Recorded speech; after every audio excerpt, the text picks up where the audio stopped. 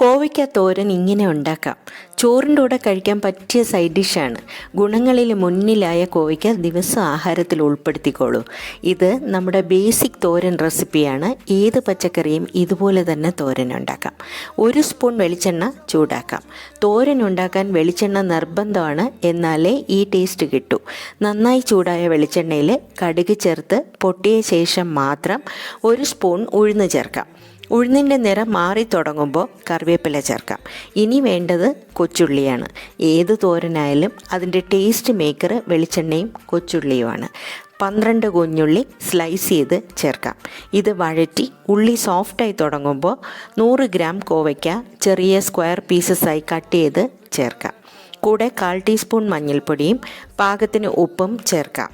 കോവയ്ക്കയുടെ raw smell മാറുന്നത് വരെ വഴറ്റിയിട്ട് പാത്രം അടച്ച് ചെറുതീയിൽ 5 മിനിറ്റ് കഴിയുമ്പോൾ ഹാഫ് കുക്കായ കോവയ്ക്കയുടെ നടുവിൽ ഒരു ഗ്യാപ്പ് ഉണ്ടാക്കി അരപ്പിനായി 1/4 കപ്പ് തേങ്ങ, 1/4 സ്പൂൺ ചെറിയ ജീരകം, 4 വെളുത്തുള്ളി, 2 ഉണക്കമുളകും കൂടെ ചേർത്ത് ഒതുക്കിയെടുത്ത് ചേർത്ത് കൊടുക്കാം. ഒട്ടും വെള്ളം ചേർക്കാൻ പാടില്ല. തേങ്ങ അരഞ്ഞു പോകാനും പാടില്ല. ഇതിനി അരപ്പ് നടുവിലാക്കി ബാക്കി കോവയ്ക്ക എല്ലാം കൂടെ തട്ടിപ്പൊത്തി ചെറുതീയിലാക്കി വീണ്ടും പാത്രം അടയ്ക്കാം. ഈ സ്റ്റീമിലാണ് കോവയ്ക്ക കുക്കാവേണ്ടത്. നല്ല മണമാണ് ഇതുണ്ടാക്കുമ്പോൾ. ഇത്ര ഉള്ളൂ. അവസാനം എല്ലാം കൂടെ മിക്സ് ചെയ്ത് ഇനി നല്ല ചൂട് ചോറിൻ്റെ കൂടെ കഴിച്ച് നോക്കൂ. സൂപ്പർ ടേസ്റ്റാണ്. തോരൻ്റെ ബേസിക് റെസിപ്പിയാണിത്. ഏത് വെജിറ്റബിളും ഇതുപോലെ ഉണ്ടാക്കാം, നന്നായിരിക്കും.